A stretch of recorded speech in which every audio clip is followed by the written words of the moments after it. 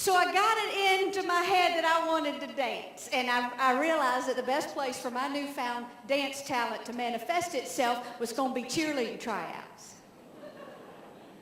I know, I wasn't the brightest bulb in the pack. I had 2 weeks to get ready, and so I danced every afternoon for 2 weeks in my carport. I danced till my feet bled. When I danced, I felt beautiful.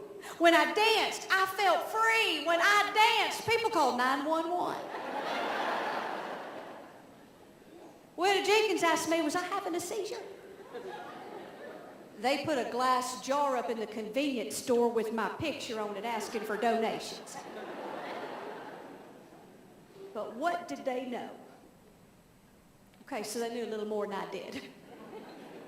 Cheerleading tryouts didn't exactly go the way I'd planned, much like everything in my life. How did I know? Well, why don't we just say that the laughter was a pretty good indication.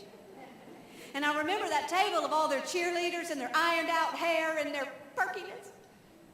And I remember it wasn't polite behind my back twitters of laughter. It was in my face, side-splitting guffaws of laughter. Every head was thrown back, so all I could see was this row of nostril tunnels and dangling tonsils. I was devastated. I was beyond devastated. I was locked myself in my room with Sean Cassidy and a six-pack of Tab devastated. Y'all remember Tab? Oh, pig hat? They still got it? I need to get me some of that.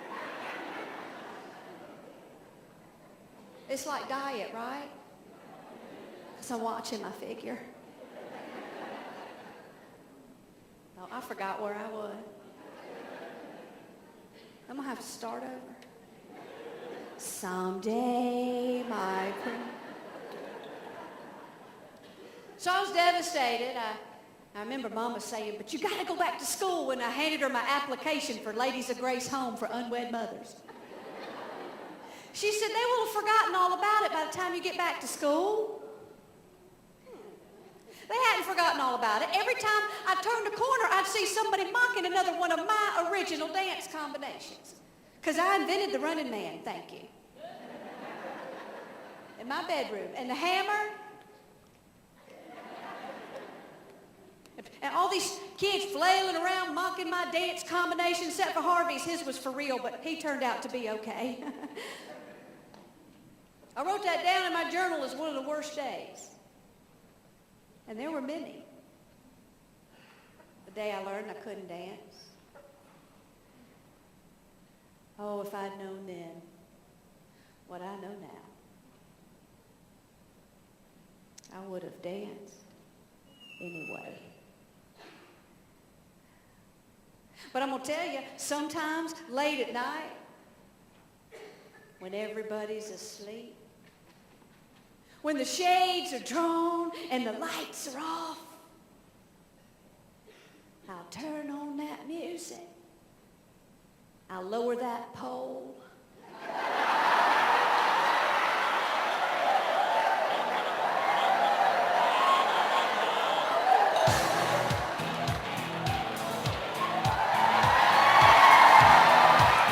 And I'll dance.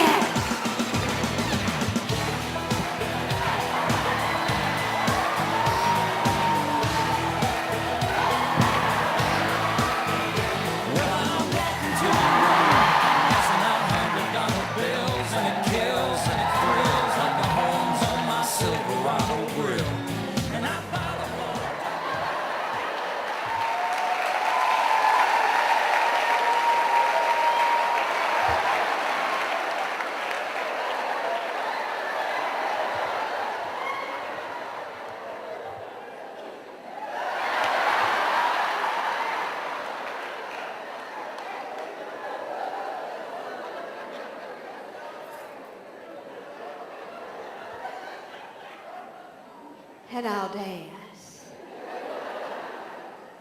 And sometimes I don't care what anybody says. Sometimes, y'all, you got to know what I'm really, really good and out of breath. So even though that was the day that I learned I couldn't dance, it was the day that I started to get an idea I could make people laugh. And I started to learn to let go of the gifts I didn't have and focus on the ones I did. Because I had not realized yet that we are all given our own unique set of gifts. To follow our own unique path, not someone else's. And I started to learn the power of humor. Not just to get you through the day. Oh, but I'm going to tell you what. A sense of humor has saved me many times over. Because sometimes when the whole world is falling apart, all you can do is laugh. And you feel better. So I learned the power of humor. I also learned in business that funny sells. People like funny people. People want to be around people with a sense of humor because people love to laugh. And if you want to connect with your co-workers, create an atmosphere of joy and laughter. You don't have to run through the office with a rubber chicken. Just find a way to smile when life is anything but funny. For gosh sakes, smile at least. That'll do wonders. And stay on the funny side of life. And you'll be all right. And if you need help, you let me know. I'm sure I could make you laugh.